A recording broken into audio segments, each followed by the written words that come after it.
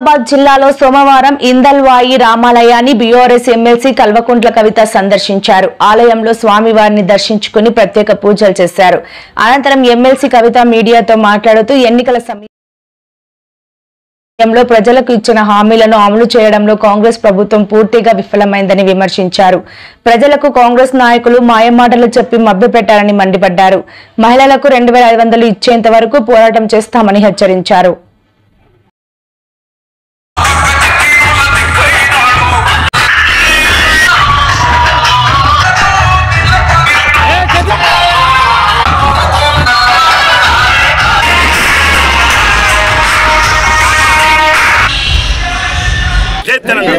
ఇవాళ ఇందల్వాయి గ్రామంలో శ్రీ సీతారామచంద్ర స్వామి ఆలయంలో మరి దర్శనం చేసుకోవడం జరిగింది. గ్రామస్తులందరినీ కూడా కలిసి మొత్తం ఊరంతా కళ్ళెదిరుగుతూ వచ్చి దర్శనం చేసుకున్నాం. చాలా సంతోషం.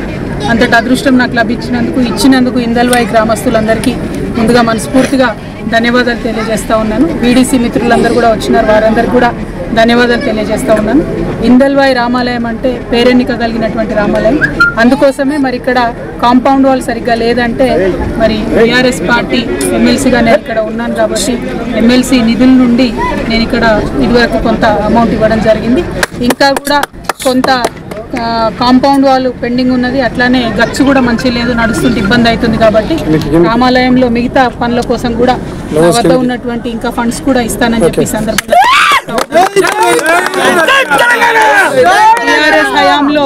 బీఆర్ఎస్ హయాంలో ప్రతి గ్రామాలలో కూడా చిన్న చిన్న ఆలయాలున్నా పెద్ద ఆలయాలున్నా అక్కడ డబ్బులు ఇచ్చుకొని అభివృద్ధి చేసుకోవడం జరిగింది. అనేకమైనటువంటి నిధులు 2000 కోట్ల పైచిలుకు నిధులు కేసీఆర్ గారు అన్ని గ్రామాల్లో ఉన్న పురాతన ఆలయాలను మంచి చేసిన అంత సెంటిమెంట్ ఉంటుంది తెలంగాణలో. వేములవాడలో కోడే కడితే అటువంటి కోడలు చచ్చిపోతే ఆ కోడలు కట్టినటువంటి భక్తులు వారి మనోభావాలు కూడా దెబ్బతింటాయి. కాబట్టి ఖచ్చితంగా ముఖ్యమంత్రి గారు శ్రద్ధ చూపించి ఆపాలి. ఎందుకంటే గత 15 రోజులుగా వరుస పెట్టి వింటున్నాం, రోజు 4-5 కోడలు చచ్చిపోతున్నాయి వేములవాడలో.